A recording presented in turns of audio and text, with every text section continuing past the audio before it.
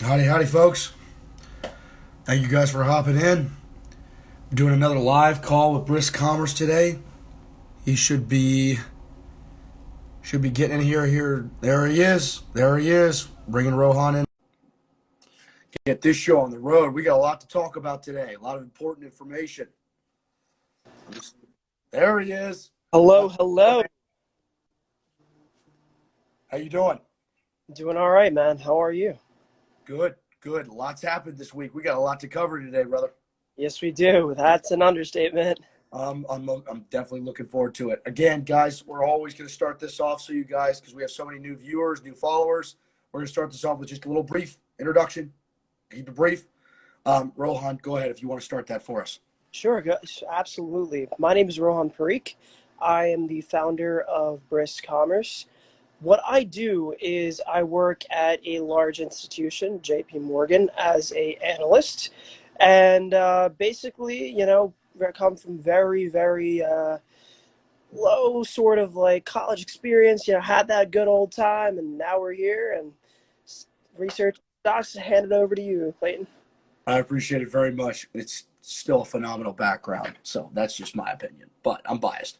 So, my background is interesting. I dropped out of college, started trading in the stock market. That was probably about 3 years ago. Traded short-term scalps, day trades, swing trades on really low time frames. And I'm looking at all the comments coming in. I got Alex, Jovi, Clayton, go Burr. I love it. Alex, what's up, baby? There's a whole bunch of comments in here. Guys, thank you so much for joining. So I traded short-term for about 2 years. Probably ended up about break even. Just really couldn't do it. Couldn't control my emotions. Switched over this past year to long-term trading. I leverage bull put credit spreads primarily, high delta, in the money, deep in the money calls, long, and I buy on major technical dips, which we are going to be posting right after this, a big old TA video that we did covering QQQ, VGT, and a couple other big bangers based on what they did this week and also how we traded them. So today is going to be a phenomenal day. We've got so much to cover this week. SPY took a plunge. It's taking a plunge. It's been the better part of 2 weeks that it's been falling now. And after hours, we touched 440 flat almost, which is pretty interesting. It's not out of the norm. What do you think about that? Yeah, absolutely. So SPY, all these large major indices are definitely at a point where it's a little bit more crucial for them. As you guys will see in the technical analysis video, a lot of these major indices are breaking under 200 EMAs. Lots of support that it's starting to break under.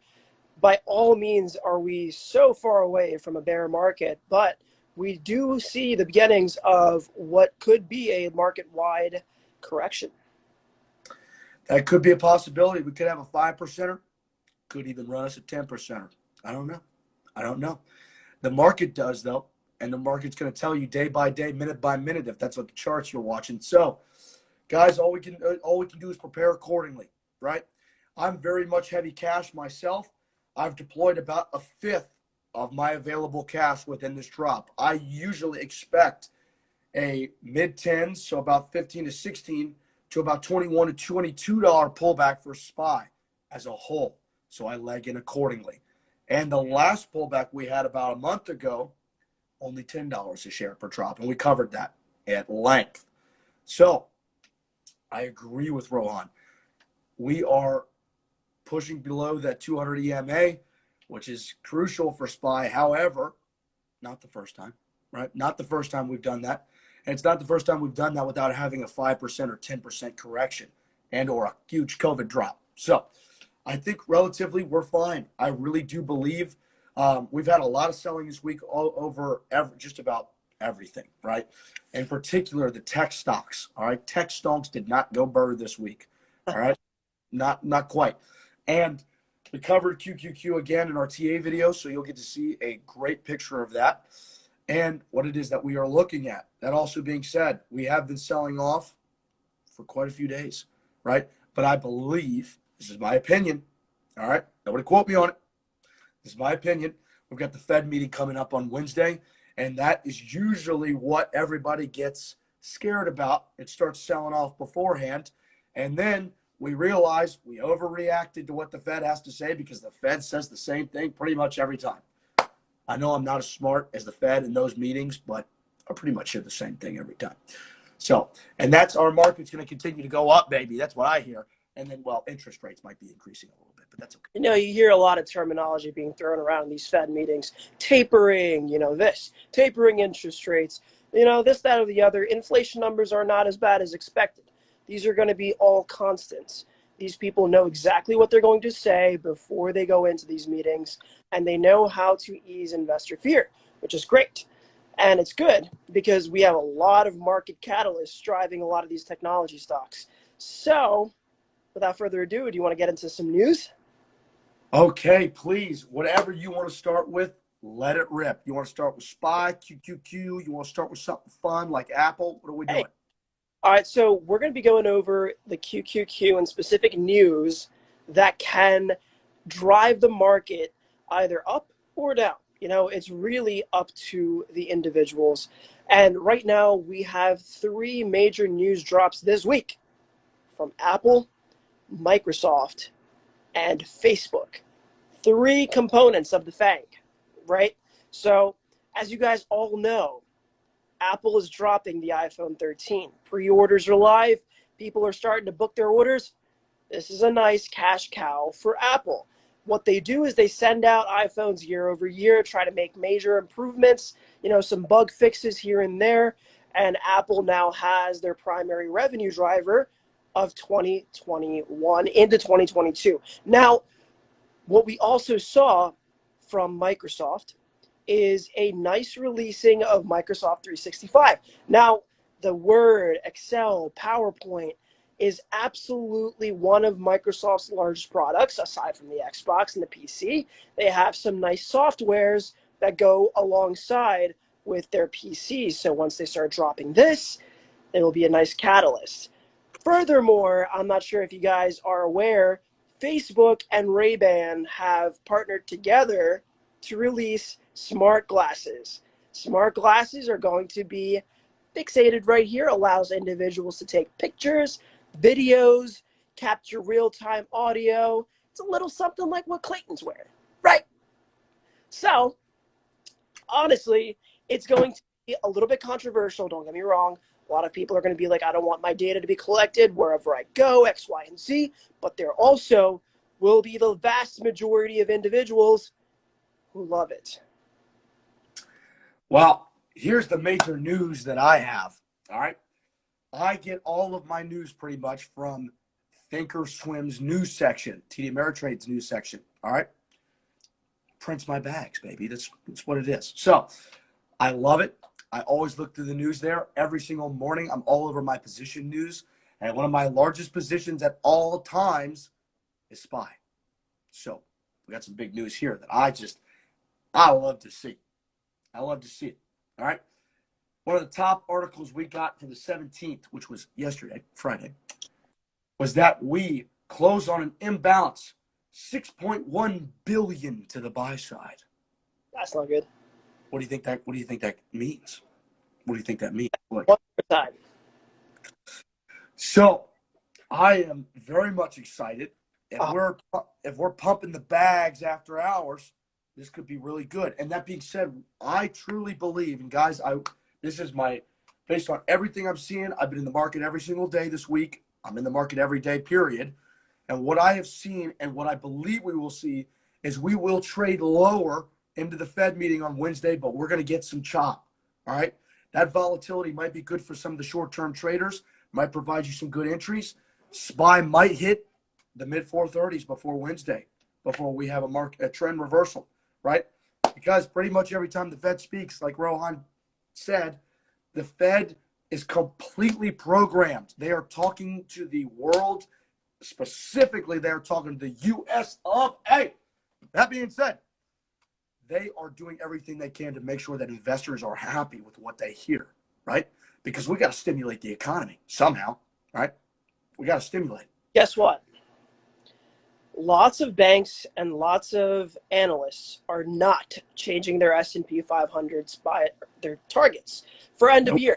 For end of year, JP Morgan, we just got some news that internally that their price target still remains 4,700 for the S&P 500 index.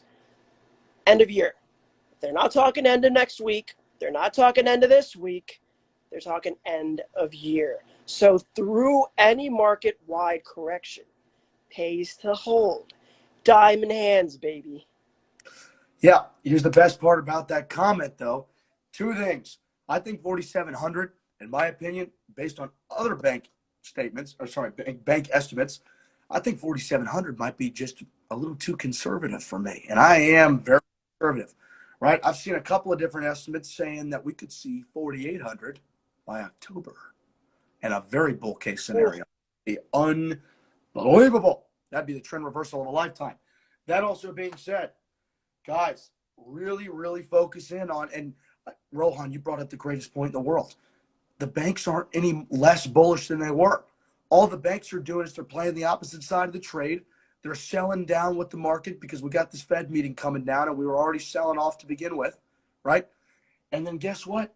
Once everybody realizes that the Fed's going to say the same thing they said the last meeting, and that they're just going to be progressively moving towards maybe hiring interest rates a little bit, inflation's going to be maybe a 0.0% different from what they expected, right? Then the banks are going to be injecting the B's, the billions, right? And I'm all for it. I really am all for it because I think that's what's going to happen. So M to the B's, Bella Porch style. Oh, goodness. You're too funny for me, boy. So, guys, I am very much excited to see how we open up on Monday. I am very, very curious to see how the market reacts moving into the very moment of the Fed meeting, right? I do believe it's going to be chop and it's going to be downside chop. All right. I'm still relatively bearish for Monday and Tuesday into Wednesday. That being said, don't get it twisted. I'm a perma bull. I always will be. Perma bull. Hey, whatever happens, the underlying bull market is only strengthening. Am I wrong? Oh, I think it's just providing better opportunities for the bull market to go higher. Oh, yeah. So, and again, Rohan made another phenomenal comment. He said, diamond hands. And for all of us apes over here, that just means hold it through the thick and thin, right? But in regards to my trading specifically, on a more serious note, you cannot diamond hands a trade that expires on Friday. If you're trying to diamond hands it for an You'll annual, just be diamond handing a freaking bag. You can't. You can't. That's going to be a big old red number in your profit and loss statement, and you're going to be happy about it. You won't have to pay taxes on it, which is good. Stick it to the man. But you ain't going to be making any money either. So, got to make money to get in that top tax bracket. You know what I'm saying? So, that being said, if you guys are trying to position yourself long and you're looking for safe long positions, right? And you're not entirely sure when you think the S&P 500 or its components or holdings is going to return, provide yourself some expiration, right? If you don't necessarily have the capital, you have to be very diligent with your entries. If you do have the capital, take a look at long. I'm talking 3 to 4 months out. I do 3 to 6, legging in 6 into 3 for my bull put credit spreads. I also do deep in the money calls, 0.7 to 0.8 delta for SPY and QQQ. I really only do those long calls for them unless Facebook, for example, this week just got absolutely torched, and I heavily considered it, and I might just do it this week. So when SPY and QQQ for me hits the larger drop of the available ranges I've seen in the higher time frames, that is the only time where I will enter in those long calls. Because naked calls for me are the riskiest style of trading for my risk profile. All right. Also, that being said, getting into these positions is definitely something that you need to understand. You cannot assume a market-wide correction and then not protect yourself. If you are going in these, credit spreads, debit spreads, options, calls, puts, whatever, understand that there is a higher risk associated with it and that you need to hedge yourself against potential losses. If you're bullish on an underlying asset, hedge yourself by buying VIX shares. If you're bearish on an underlying asset, hedge yourself by buying, the sector bullish ETF. There's certain loss potential, and there's always going to be the opportunity to hedge yourself. So always hedge. Don't be the person that says, I knew this was coming, but didn't take any action. What a great statement. God, you really hit the nail on the head with probably a lot of our viewers who have been sitting there going, I saw SPOT going to all-time highs. It extended past my trend lines, and I didn't buy any long puts. Didn't do it. That being said, that means you knew something was going to happen because it's been happening over and over and over again, and you still didn't about it. Shame on you. All right? Take action. Stop saying stuff. All right? We walk the walk. All right? Forget talking the talk. That being said, this week, one of the biggest trading strategies that we actually covered was I've been talking to our live call, which we host on OBR's Discord. I'm in the live call from 8:30 a.m. Eastern time till 12 o'clock p.m. Got to skedaddle for lunch and maybe a meeting or two. I'm back in 2 hours after I'm well fed, informed, and ready to roll. Wait a second. You just say well fed? Well fed. Fed. Little J-Pow reference. Brr. Okay, I'm done. All right, I'll shut up now. I'll shut up. And then we have our daily live call at 3:30. So one of the things we talked about this week and have been talking about is credit spreads, long credit spreads to get in on these dips because there's a lot of stocks that have pulled back. Apple pulled back. AMD pulled back. I mean, the broader market really did pull back, and the tech stocks got hit really hard. And we're going to take questions in a second, guys. I see all the questions. I love you guys so much. One of the things we talked about, if you guys are looking at the SPY trend and the chart that we provided last week, you guys will realize that we extend past previous highs by about $2 or $3, on the upside, all-time highs, $2, $3 up, and you can buy bear call credit spread. My opinion, one of my trading strategies now that I'm working on, bear call credit spreads. And you can do it 2 months out, and just do it a little bit out of the money, right? And the lowest range we have for a SPY drop is about $8 to $10. The highest being 22. You could get rid of your whole position at $8 and still make about 10 to 20%, especially if it's just teetering a little bit and you've got a couple weeks going on, because theta for credit spreads, theta eats the credit spreads alive, benefiting you. And when's the last time you guys had theta benefit you? As a matter of fact, it doesn't for the majority of you. So let's start taking some questions. Rohan, I'd love to hear what else you have to say about our recap and market outlook. This is all about you guys. So without exiting out of this call, I will scroll up and try to find some questions. There we go. All right, we're going to scroll up a good bit so that we can make sure we're not missing any questions here. There were 2 stock questions. There's one about Apple and one about Nvidia. What do you guys think about these stocks, right? So we can cover this in one question. This was from 2 individual people. Nvidia and Apple, as you'll see also in our technical analysis video that's going to drop later on today, you'll see that we cover the largest holdings of QQQ. Apple makes up around, give or take, 12%. And in VGT, Nvidia is also a large component of it. So it also pays to understand what Nvidia and Apple mean fundamentally and technically.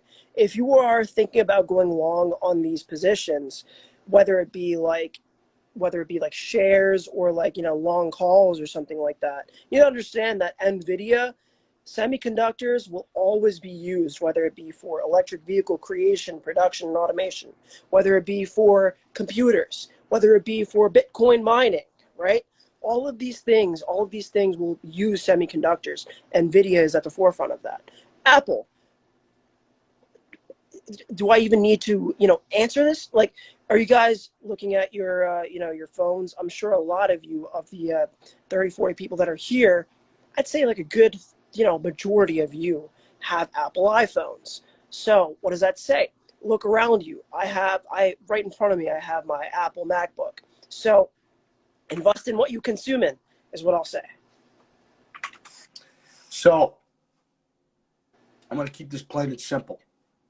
Apple, one one of the largest, if not the largest, market cap. All right. Largest. Plain and simple. I believe it is the largest. Yeah. So we're going to get that out of the way first. All right. That's a big old statement that I don't even need to make. All right. Apple made that statement. I just repeated it. So, and Nvidia, I don't want to say that I copy what Nancy Pelosi does, but I do take some information from her every now and then.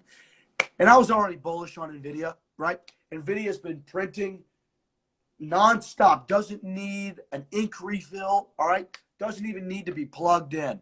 It will continue printing until there is no more to print, all right? Nvidia's been doing super well. They have contracts all over the place.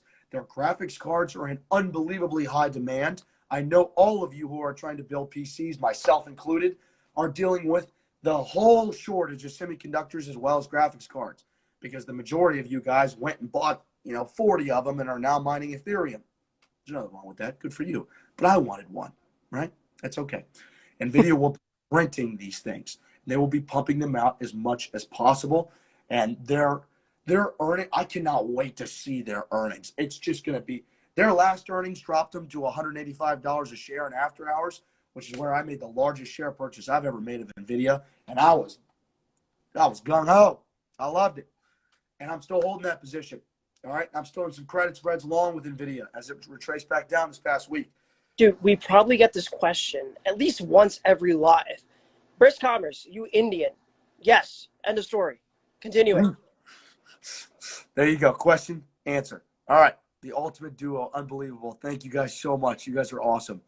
So many guys from the OBR coming in, giving Rohan some great compliments, giving me some great compliments. You guys are too kind to both of us. We really appreciate it. All right. So DX Vice says that he buys usually right after the Fed talks. No. That's a little bit risky, man. I don't know. I would say that, after the Fed talks, usually very volatile. So I would wait like maybe an hour or, two after the Fed talks to finally understand what direction the price or the underlying asset is going, then making a decision after. There you go. There you go. And where's DX? That's my boy. I love that guy. He's awesome. He is one of the purest individuals I have ever met. I mean, Rohan, he's just like you, man. You guys are both incredible human beings. I mean, just through and through. He's another one. So, one of a kind. DX is awesome. So, You guys check out his page, by the way. I'm sure he puts out an artist, right? Yeah, he is an artist. He's got incredible music. Absolute plug to DX Vice. He's awesome. Go check out his Instagram. He plays the guitar and rap. Who does that? He plays the guitar and raps, and his music's incredible. He's got great. It's unique. He's unique. All right, he's built from a different cloth. It's not like all these rappers you guys know and see, right? He's authentic. He's unique. He's incredible. He fits his own trend. He doesn't take his horse to the Old Town Road. He takes his horse, his guitar, and his mic. He's got the whole thing. So, Alex, yes, thank you for clarifying that. I do bull put credit spreads. All right, bull put credit spreads. Those are my bread and butter. And then deep in the money calls when the market has really fallen. But guys, remember, annually, what does the S&P 500 do? All right, 12 to 20% thereabouts, because it's a little high right now. And that's, I buy longs all day on that. If I know it's going to go up 12% every year, heck yeah.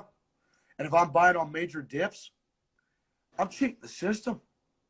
I am by no means Rohan. I am by no means a JP Morgan anything. I am by no means an investment banker.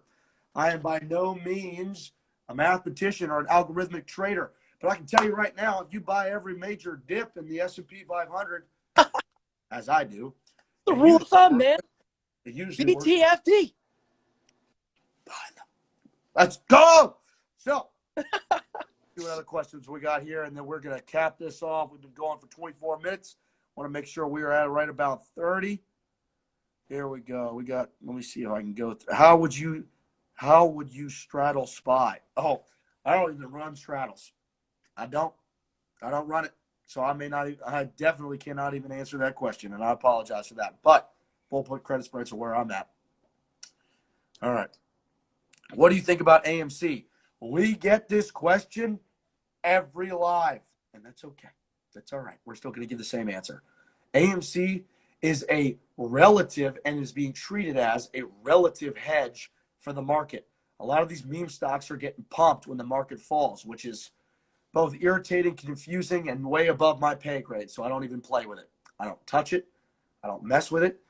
If you looked at a big chart and one day, AMC went down $10 a share, chances are it's probably going to go up because there's so much dang volume with AMC, and it's not. I don't think that volume's going away. Rohan, what do you have to say about it? So with AMC, that goes with BBIG, any of these short squeeze stocks, I'm staying away from it.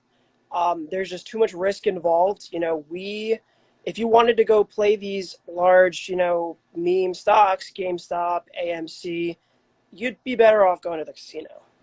Honestly, it's probably just a glorified way of, just gambling your money. And yes, can you make a quick buck? Sure. But how many times are you going to make a quick buck compared to how many times you're going to lose that buck? So be very careful. A lot of these people say that they made millions of dollars in GameStop and AMC, but they forget one large thing: capital gains. Now, what happens if you get that $1 million, you buy a nice Lamborghini, let's say. Then capital gains, Uncle Sam hits your mailbox and says, hey, you owe us 40% of that. Where are you getting it from? Bankruptcy is where.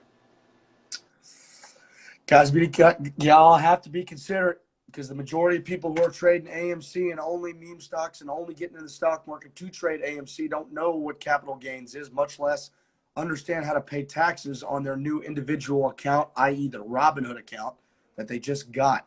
This week, we are going over long trading strategies, entries, and exits. We are going over trading arsenals, all right? Multiple different deployments of different trading strategies and how we use them, how we exit them, and how we leverage them based on circumstance. And then we are going over financial literacy. So all of the people in here. Investing and trading is no joke, guys. You can put like $100, $200 into like an Amazon or a AMC share if you want, like a GameStop share if you want. That's fine. And nobody's telling you how to operate, But at the same time, if we're over here talking about like long-term strategies and like AMC, it just grinds my gears. You know what I mean? Like these people, I'm gonna get rich, gonna get the Lambo right now. The Dogecoin and all that other good stuff. It's good. It's cool. It's trendy. It absolutely is. But is it going to be sustainable? Maybe, maybe not. Most likely not. No, I agree with you wholeheartedly. And I just to add on to that a little bit, and I don't feel like I've worked near as hard as I probably could have, but I've worked for the past 3 years in the stock market with full-time jobs. I've worked total with my full-time job and in the market and trading better close to 80 to 100 hours a week doing all my research for the past 3 years. And just within the last year, I was finally able to find a trading strategy that was consistent for me, that left my emotions out of my trading, and that I could consistently build upon. And that's long-term trading, right? I'm not looking for a breakout trade. I'm not looking at momentum trading or a squeeze. I'm not looking really for any of that. I just trade long. And when SPY has a major breakdown because the Fed's about to say the same damn thing they say every time, then better believe I'm buying long. But it's also taken me a long time to realize that I can't go all in, right? I'm 1/5 of the way in to my positions that I want to have, which means I have 4/5 left in cash. All right. And this is going to be one of my largest deployments of capital. But I'm still being conservative and still making sure that if we have a 5% to 10% correction, I'm ready to go, right? We're still ultimately going to be responding, but we can still be proactive and make sure we're ready for whatever comes at our door, comes to our door. Question from ADX. Nvidia's been bearish all week. Should I hold it or sell it? Listen, guys, we're not going to give financial advice. You guys have to be, like, what we can say is you have to set price targets for yourself. There's certain levels that if it drops under, you got to be willing to cut losses. If it goes over, you cannot be greedy, and you can't just milk it out and try to say, okay, it's about consistency. It's about understanding yourself as a trader, your sentiment while trading, and also understanding that this isn't like, something that is going to make you a quick buck. Like, it's a very calculated strategy. And what we can do is help you understand that strategy. But we're not going to say, like, oh, buy it right here, sell it right here. Foods. We're gonna end it on this. Food stamps or Ferraris. After all the incredible information, we're doing our absolute best to give you. Food stamps or Ferraris, babies. All right, look, guys. Thank you so much for joining in. Thank you, guys. We got so many questions, and we tried to do our best to cover them all. But we also need to keep this content in a window. So, as always, Rohan, it is an unbelievable pleasure to speak with you on the weekends. I love it. It's one of the highlights of my week, and I can't wait for next week to see what happened with the Fed and the market and everything else that we've discussed. Always news dropping. And guys, don't forget to view this live video. Tell your friends, tell your family, whoever's interested in the stock market. This will be recorded and posted alongside our technical analysis video.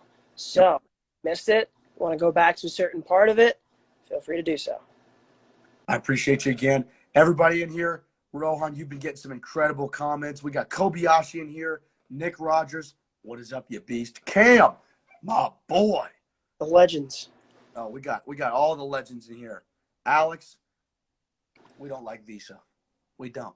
All right. Actually, we are very much bullish long term on Visa. It's just been chopped up way too much. Saying, by the way. Yeah. No, long Visa. Yeah. All right, Rohan, take care of yourself. Thank you so much for joining me, and we love having you. So thank you. Thank you for having me. All right, brother. You take care. See you guys. You all have a wonderful week. Rest of your weekend. We'll talk to you guys next week.